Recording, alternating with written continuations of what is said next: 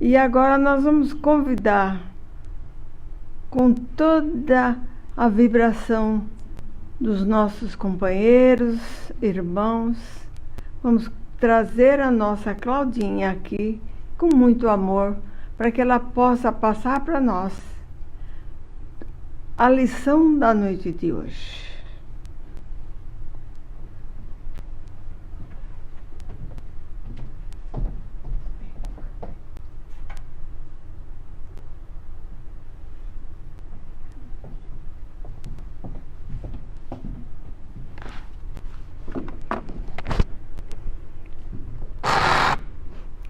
Boa noite.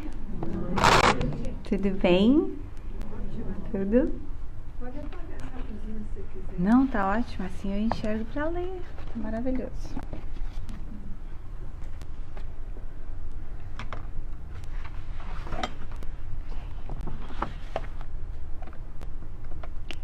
Maravilha. Para descontrair antes da gente começar, queria dar os parabéns. Ai, gente, a casa tá tão linda. Parabéns por todos os esforços de todos os trabalhadores. Eu tenho certeza que todo mundo tem colaborado nessa transformação da casa, né? Eu sou do tempo em que nós alugávamos uma sala, que eu acho que era quase o tamanho desse palco aqui, né, dona Elisete? E as crianças ficavam assim, tá vendo essa cortininha azul? Uhum. As crianças ficavam atrás da cortininha. Quando acabava a palestra comum, nós puxávamos a cortininha ali e ficava então a sala de passe, entendeu? Eu ficava com as crianças bem quietinha na frente para que nós pudéssemos então proceder aos passes e tudo mais. Então é uma alegria vir aqui nessa noite. Gostaria imensamente de agradecer o convite da Simone e da casa para estar aqui. Muito embora eu não venha aqui muito, o meu coração está sempre conectado com a casa, com todos os trabalhadores daqui, e é uma alegria imensa estar aqui nessa noite. Então hoje a gente vai dividir com vocês. Vocês sabem que a palestra é um momento em que a gente relaxa, aprende um pouquinho, né, para depois a gente então proceder às vibrações, aos passes. Então é uma preparação para a noite, na verdade. E a gente traz temas diferentes, porque assim, né, em cada semana a gente aprende um pouquinho, e esse aprendizado, ele é bem singelo, porque isso é só uma pontinha para que a gente então tenha curiosidade, queira aprofundar mais o assunto, e aí vai em busca, né, ou de começar os estudos aqui na casa através do ESD, ou de começar a ajudar a casa, de repente cuidando das crianças ou fazendo alguma atividade na casa. Isso é só o início, né, para quem está vindo hoje pela primeira vez, só para vocês entenderem. Então, o estudo da noite de hoje é as vicissitudes da vida, que está lá no capítulo 5 do Evangelho segundo o Espiritismo. Eu gostaria de fazer um convite no sentido de que é sempre uma tentação para quando a gente está aqui, da gente linkar o tema da palestra e os ensinamentos com alguém, com alguma família ou com alguma situação à parte de nós mesmos, como se nós fôssemos os telespectadores daquele momento. Hoje fica o convite para que nós possamos encarar isso como para a gente, né? Para nós como seres encarnados neste momento. Então é nisso que a gente vem buscar. Vicissitudes da vida seriam as nossas dificuldades, os nossos dissabores, os momentos em que passamos por circunstâncias que nos fazem crescer, que nos fazem melhorar quanto espíritos encarnados. E quem não tem, né? Levanta a mãozinha, quem não tem problema aqui? É uma constante. Então esse assunto diz respeito a todos nós. Em 1857, o governador espiritual do planeta Terra deliberou o Consolador Prometido.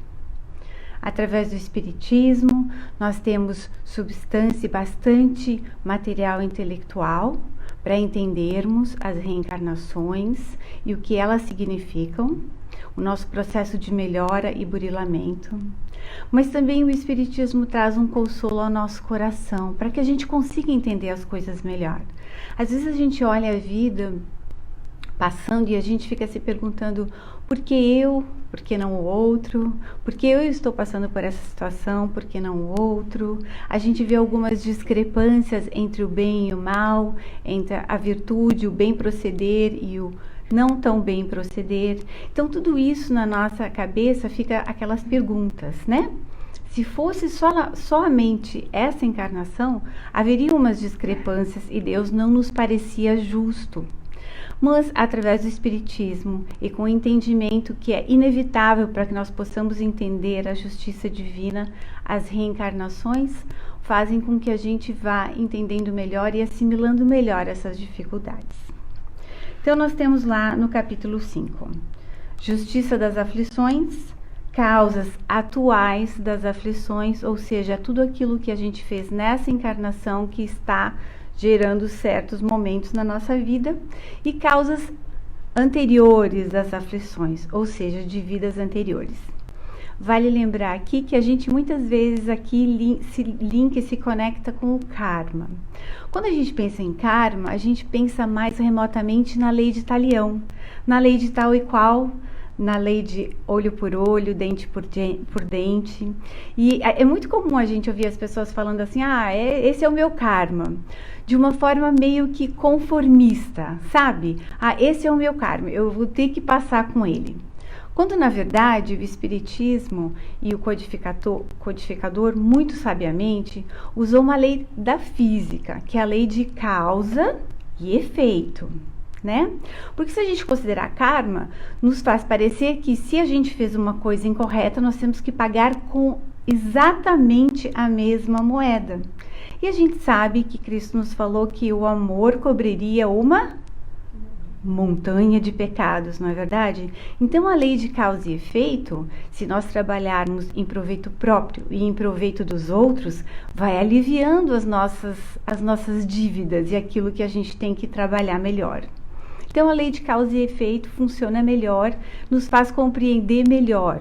É uma coisa proativa, né? Eu sei que se eu trabalhar e fizer alguma coisa, isso vai ajudar a minha condição. E não aquela coisa: não é o meu karma, eu vou ter que manter isso por algum tempo até que eu consiga me burilar. Bem-aventurados os aflitos, então, Evangelho segundo o Espiritismo.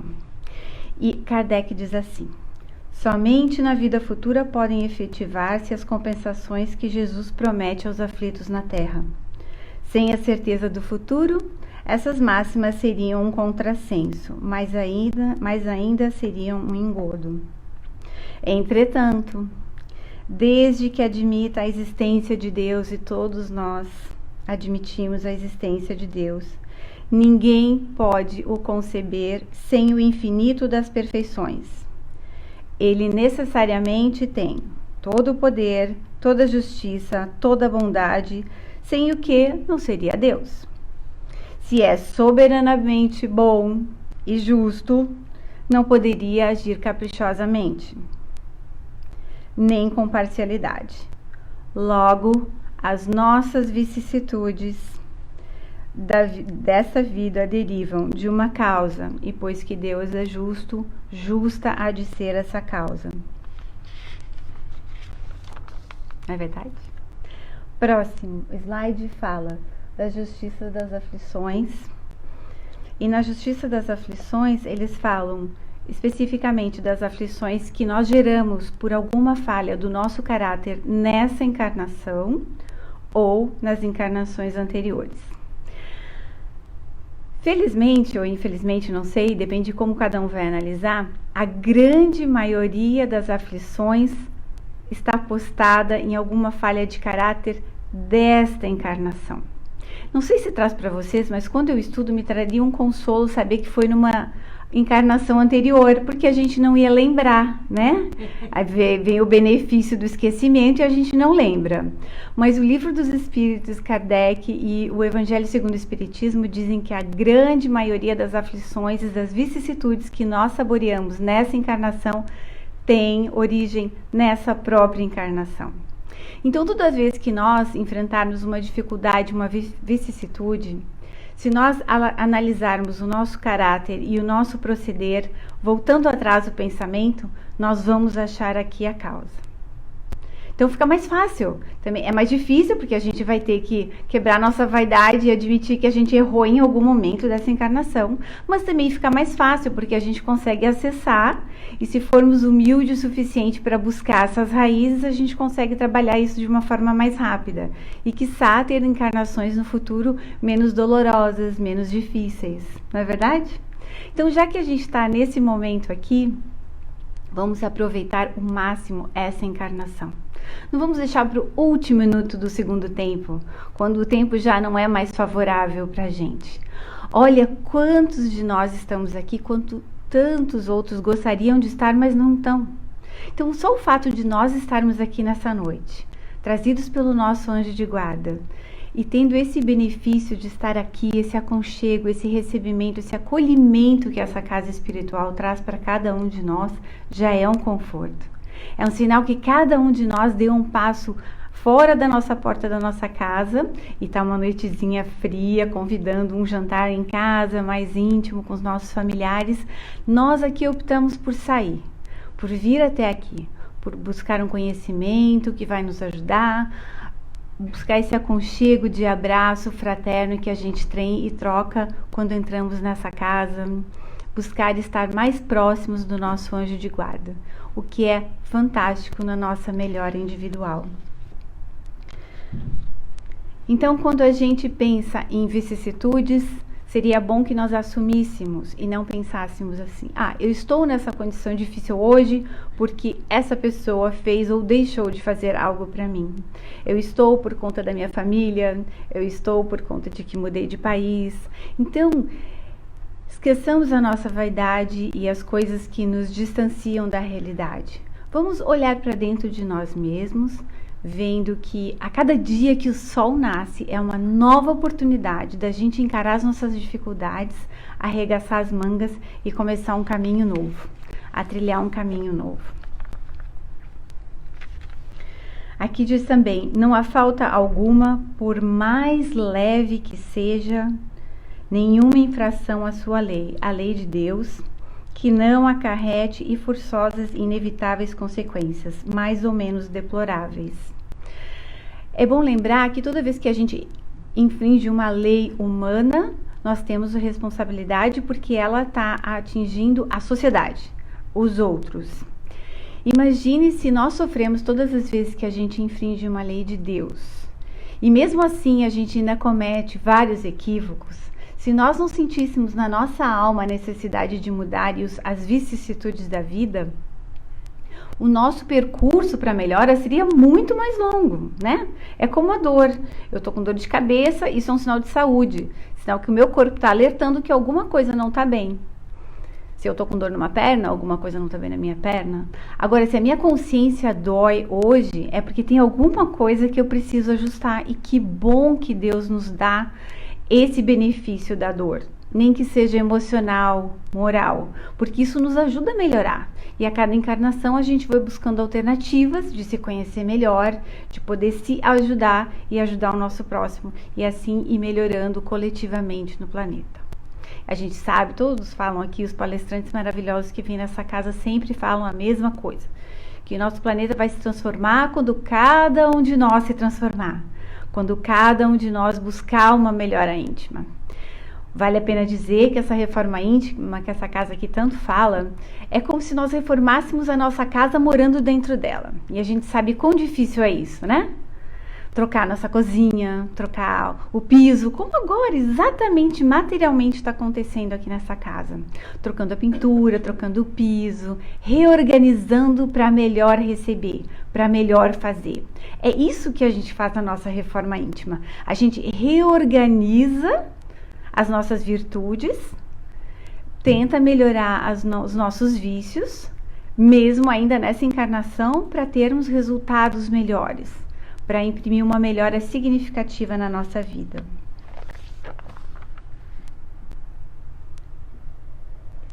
As causas atuais nós já falamos, que a grande maioria está nessa mesma encarnação. E se nós pensássemos assim também, que quando a gente infringe uma lei divina, e isso está lá guardadinho na nossa memória, na nossa consciência, porque a lei de Deus está gravada na nossa consciência. Esses impulsos que a gente tem a cada encarnação de se tornar melhor, e é tão bom que a gente tem esse entendimento hoje, quanto muitos ainda lá fora ainda não têm, né? E veem isso como uma fatalidade, como uma coisa que vem do além. Então vamos buscar dentro de nós a coragem, a boa vontade, a perseverança e a humildade para mudar um pouquinho a cada dia. As causas anteriores, então, são aquelas que nós não lembramos, né? Que ficam sempre subentendidas, que ficam nas vidas que nós já passamos, mas que, como a gente sabe, se há uma lei de causa e efeito, e essa causa teria que ser justa, né? Que Deus não iria nos fazer pagar por uma provação ou por uma vicissitude que não nos cabe, que não foi nossa competência, que não estivesse ao nosso alcance. E Deus também nunca nos dá um fardo maior do que a gente pode carregar. Então, se a gente está passando por alguma dificuldade hoje, é porque com certeza nós temos plenas condições de melhorar e de improve. Por isso, no Livro dos Espíritos, nós temos as leis morais. E vale dizer que toda imperfeição gera um tipo de sofrimento. Toda deformidade de caráter produz uma aflição. Todo comportamento injusto atrai sofrimento para a nossa vida. Todas as deficiências da nossa formação moral nos trará uma angústia no futuro. As causas estão na nossa intimidade. E aqui o Espiritismo propõe uma renovação moral, uma transformação do caráter, absorção de valores morais e espirituais. E a transformação moral é do nosso coração.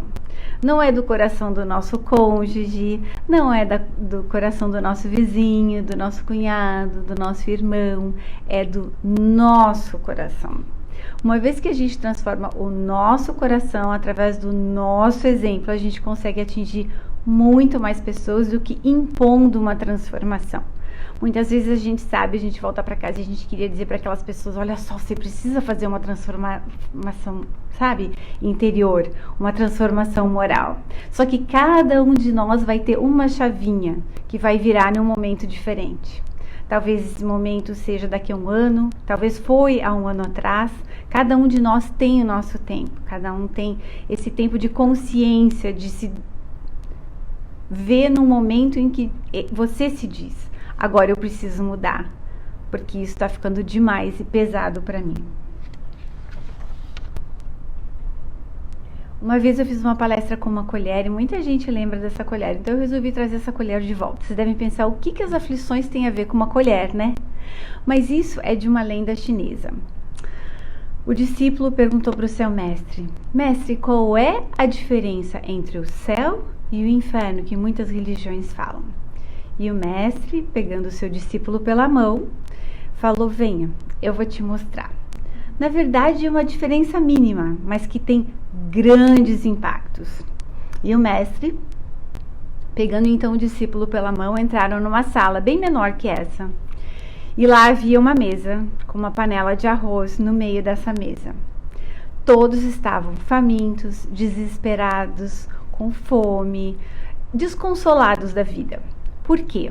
Porque eles tinham preso à mão uma colher de cabo bem longo. Como esse cabo era bem longo, eles não conseguiam se alimentar, né?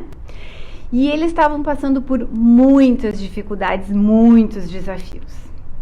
Aí o discípulo viu e o mestre falou: agora eu vou te mostrar o céu. Eles entraram numa outra sala. Existia também uma mesa com uma panela de arroz enorme. Existiam várias pessoas ao redor dessa panela com uma colher presa na mão. E o discípulo, olhando, viu que todos naquela sala estavam felizes, bem alimentados, dispostos, sorridentes, de bem. E ele falou: eu não consigo entender. Como pode? Numa sala eles têm uma situação, nessa eles têm a mesma situação. Por que aqui eles estão felizes e aqui é o céu? E o mestre falou: você não entendeu? Nessa sala, eles entenderam que o cabo das colheres eram muito grandes. Eles não poderiam se alimentar com elas, mas eles poderiam alimentar o próximo.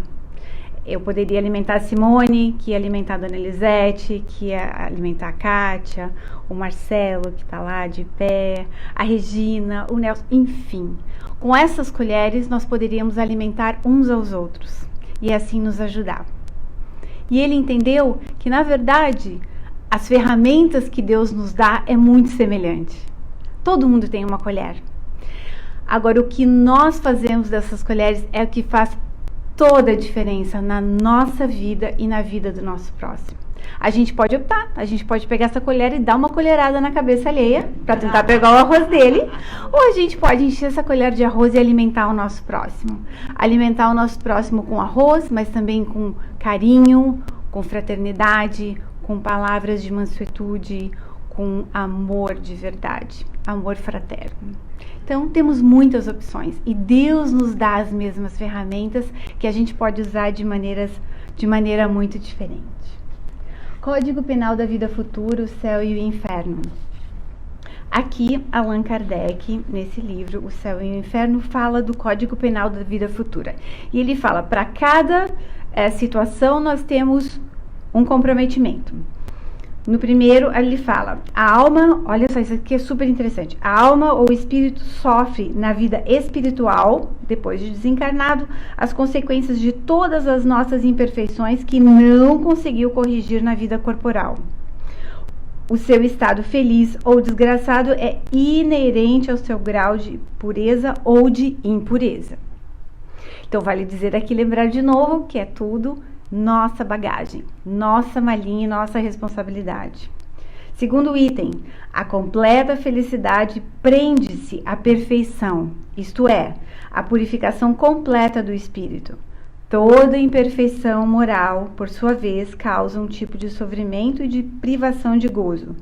Do mesmo modo que toda perfeição adquirida é fonte de gozo e atenuante de sofrimentos.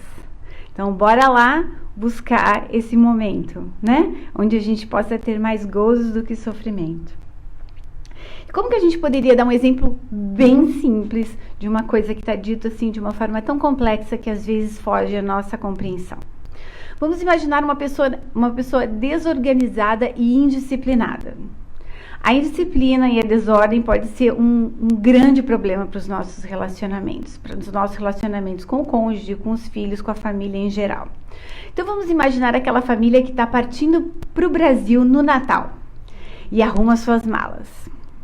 Mas aí o dono da casa descobre às 5:45, que ele tinha que sair de casa às 6, porque os voos daqui saem às 9 da noite, que ele esqueceu de comprar um par de meia de suave compressão para a viagem. Ele foi para o Target, 5:06.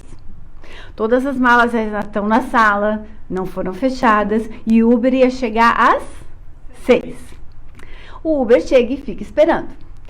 E a dona da casa esperando o dono da casa chegar. Quando ele chega, ele fala, nossa, mas já é 6:30? Como as horas voaram? E aí eles começam a fechar as malas.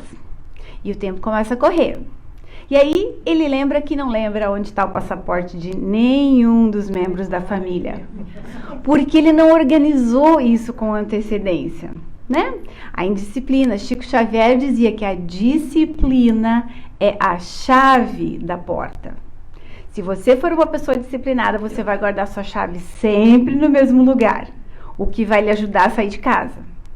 Se você for desorganizado, você vai colocar a chave cada dia num lugar diferente e vai demorar mais meia hora para sair porque não acha a chave. Não é verdade? Então a disciplina não é uma grade que nos prende numa rotina diária. É a chave que nos deixa sair pela nossa porta com segurança. Então, esse dono da casa, e agora, onde estão os passaportes? Eu tenho certeza que eu guardei num lugar muito bem, né, próprio para que eu não esquecesse. Procura, 6:45, acharam os passaportes, aí que nervoso, o Uber já estava quase desistindo deles. Corre todo mundo, bota a mala dentro do carro, aí eles descobrem que a 417 está lotada indo para o aeroporto naquele dia. E o dono do lar pensa assim, meu Deus, não dá mais para morar em Orlando, olha só. Isso aqui que eu levava 5 minutos, agora está levando 40, como pode? E o desespero começa a aumentar. Quando eles chegam no balcão da Azul, já, né, mala correndo, já larga uma coisa, pega outra, chega lá no balcão. A moça, boa noite. Boa noite pra quem, minha filha? Olha aí, ó, já tô atrasado. E aí a coisa já começa num outro patamar. Quando que se essa pessoa tivesse se organizado melhor, tivesse acordado mais cedo naquele dia de manhã, tivesse ido no Target comprar a meia de suave compressão de manhã, né? Ele teria se organizado melhor. A família não ia passar por aquele desespero de último minuto antes de entrar para ir para o Brasil, para curtir as férias. Então a gente já começa muitas vezes as nossas férias, o nosso momento de lazer atrapalhado pela nossa indisciplina, pela nossa desordem. Todo mundo tem um rebelde interior. Sabe quem é esse rebelde interior? É aquele que assim, você tá no horário, mas aí o rebelde fala, mas eu tô no horário. Aí atrasa, né? Todo mundo tem um rebelde interior. Basta saber como é que a gente vai domar o nosso rebelde interior. Mas isso não é peculiaridade de um ser encarnado. A maioria de nós tem um rebelde interior, que nos atrapalha de vez em quando. Então, se você considerar as leis morais do Livro dos Espíritos e considerar em si, aprimorar cada dia um pouquinho, você vai transformar as tuas férias de Natal no Brasil com um início muito mais tranquilo e feliz, mais calmo, né? Por que a gente tem que sofrer sair correndo de casa todas as vezes? Eu lembro uma época, eu morava numa cidade muito grande, gente, tem 30 mil habitantes essa cidade que eu morava. E quando eu era adolescente, que eu comecei a estudar e comecei a fazer faculdade, eu achava que quem tinha aquela a vida rápida, busy, correndo para lá e para cá, era muito feliz, né? Eu lembro uma vez que eu corri na casa dos meus pais para almoçar e peguei um carro, um Fiat 147 que eu tinha, que era bom demais. E nós morávamos numa rua super inclinada. E eu almocei correndo e peguei o carro e saí E eu passei assim, a rua era de terra, não era de asfalto, acho que até hoje ainda é de terra. E eu passei e vi uma moça sentada assim na área da frente da casa dela, numa cadeira de balanço, embalando o bebê. Aí eu olhei para ela e pensei, eu tenho 5 minutos para entrar na audiência. E eu pensei assim, nossa, que vida boa que ela tem, né? Ela pode estar embalando e nanando o bebê na sacada, quando eu estou tentando fazer um Fiat 147 andar rápido até o fórum. Aí eu pensei assim, não, mas pode ser que ela esteja pensando que a minha vida é boa, né? Que ao invés de estar em casa, eu estou saindo para ver alguém, para ajudar alguém, para fazer alguma coisa em benefício de alguém e de mim mesma. Então, tudo depende da perspectiva, né? De como a gente coloca e do que a gente quer, na verdade, para a nossa vida. Como que a gente quer impactar as nossas mudanças e a vida dos outros. É por isso que a gente tem nesse livro aqui, todos esses livros a casa tem, eu tenho certeza, só ideias para vocês, se vocês quiserem, depois pesquisa mais. No capítulo Examina a Tua Própria Aflição, na Religião dos Espíritos, é o nome do livro. E aí fala assim, para cada imperfeição moral nós temos uma dificuldade. Aquele relógio está parado, certo? Ah, tá, porque a hora não estava andando e eu estava pensando, tem alguma coisa errada. Que horas são então? Ah, tá bem. Então pronto. Para quem é egoísta? O egoísta não é que ele não ama, ele ama, mas ele se ama mais do que qualquer outra coisa. Então, o sofrimento do egoísta, a aflição do egoísta é a egolatria. Ele só se vê no patamar da vida dele. A aflição do vício é a delinquência. A pessoa começa a usar um pouquinho de droga, aí ela vai aumentando as doses. E quando ela se vê, muitas pessoas entram na delinquência para poder manter o seu vício. Para quem é agressivo, a cólera, e vou falar para vocês, a cólera é um problema, porque ela nos dá problema no estômago, ela nos causa vários problemas, inclusive pé de galinha, não há botox que resista a uma cólera. Vai tudo embora, você fica tão irado, tão irritado, que você fica assim, as suas feições se transformam através da cólera. E a pessoa que comete um crime? Eu não estou falando daquele crime que a lei dos homens pune, mas aquele crime que só a gente sabe que cometeu. A aflição é o remorso. Nada pior do que colocar nossa cabecinha no travesseiro e sentir remorso por alguma coisa que a gente ou fez errado ou deixou de fazer em benefício de alguém, né? Então vamos evitar esses remorsos. Fanatismo, quem é fanático por algum time de futebol, como alguma religião, um partido político, via de regra ele é intolerante com relação ao time do outro, com relação à religião do outro, com relação ao partido político que o outro é filiado ou não. Então, todo fanático ele tem uma intolerância com tudo que diz respeito a quem não pensa igual a ele. Quem usa da fuga é a pessoa que é covarde, né? Ela foge. Toda vez que ela está em perigo, ela foge para o lado oposto do perigo. A indisciplina é aquilo que a gente falou, a desordem, né? Quem é indisciplinado sofre as consequências e ainda transfere para a família todas essas sensações da desordem e da indisciplina. A vaidade, a loucura. A preguiça, a rebeldia. Vocês já notaram que quanto menos a gente faz, menos a gente quer fazer, né? O preguiçoso, ele reclama de tudo, absolutamente tudo.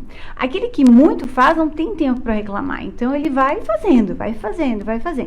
Quem não faz, reclama. Reclama do dia, reclama da temperatura. Eu vejo no lugar onde eu trabalho, é um lugar tão lindo e as pessoas chegam, elas sempre têm um comentário. Ai, hoje tá frio, né? Hoje tá muito vento. Assim, com uma natureza tão exuberante como a gente tem na Flórida, como é que as pessoas conseguem reclamar do clima aqui, né? Eu não sei. Eu que vim do inverno do Rio Grande do Sul, para mim isso aqui é um paraíso, porque eu detesto o inverno.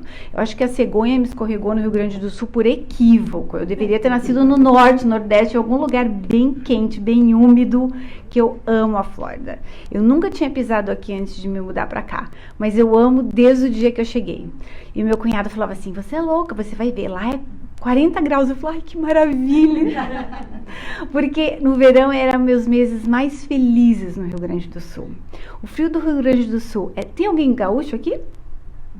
Ai, mas olha que gente felizada! O frio do Rio Grande do Sul, ele é tão intenso, ele é tão cruel, que no inverno você pode colocar a roupa que você quiser. O seu nariz vai estar sempre vermelho e você vai estar assim... Sabe, eu acho que até a maioria dos pés de galinha que eu tenho é do frio do Rio Grande do Sul, porque eu me contraía de um jeito, sabe? Você põe a mão na parede, que lá no aquecimento, imagina, quando sorte tem fogão a lenha, você fica lá com a carinha estampada no fogão a lenha, aqui já tá frio, a nuca para trás já tá tudo frio, que dirá, né, os pés, mas é um frio que te tortura, porque você sai da frente do fogão, aí você vai, né, o banho é assim, 2 pingos quentes e 5 gelados. É uma beleza o inverno lá. Então eu fico espantada como é que as pessoas conseguem reclamar do clima aqui, com esse céu azul, né? Um sol intenso quase todos os dias, uma abundância de vitamina D, né? Ninguém sofre de depressão num estado como esse, porque vitamina D tem todos os dias gratuitamente do lado de fora, só a gente botar o pezinho lá. Então, vamos continuando. O ciúme, o desespero. Quantas pessoas, né, matam por ciúme, depois se suicidam por ciúme, que é uma doença, uma coisa que é uma chaga na alma de qualquer pessoa. A impaciência, a intemperança, né? Quem tem impaciência, ele perde o tônus das situações, né? Quer fazer tudo tão rápido, tão atabalhoadamente, que acaba se perdendo. A sovinice é miséria, né? A pessoa que é sovina, ela acaba deixando toda a família sovina, né? Porque ela vai privando de tal forma com medo de perder que ela acaba perdendo tudo, né? Ela tem tanto medo de gastar que um dia ela não vai ter nem pro básico. O sovina é assim. A injustiça, a crueldade, e aí vamos assim. Então, cada pessoa tem a aflição que lhe é própria, de acordo com aquilo que a gente faz, deixa de fazer, sente e reavalia. Então, isso tá lá nesse livrinho, vocês podem achar. Depois a gente tem aflição e tranquilidade. No livro Ceifa de Luz, aflição e tranquilidade. E aqui Jesus fala, em Mateus capítulo 5, versículo 4. Bem-aventurados os que choram. Se nós formos analisar, às vezes uma aparente tranquilidade de alguém que a gente vê, infelizmente é uma semente de aflição no futuro. E alguma aflição que a gente esteja passando agora, se ela for bem trabalhada, bem vislumbrada, bem analisada, vai nos trazer uma tranquilidade no futuro, né? A gente não está condenado a ser feliz constantemente, infeliz né, em aprendizado constante. A gente tem coisas para mudar, gozos, alegria, ajuda do próximo, e a gente vai alternando isso até que a gente tenha mais alegrias do que tristeza, mais melhoras do que coisas para, né, coisas para improve, para ir se adaptando. Então, se a gente for no livro Bênção de Paz, que eu acho que é esse aqui que a gente tem agora, a gente vai ver que o padrão espírita, como que o espiritismo vai impactar a nossa vida, que o padrão espírita é muito parecido com o padrão cristão.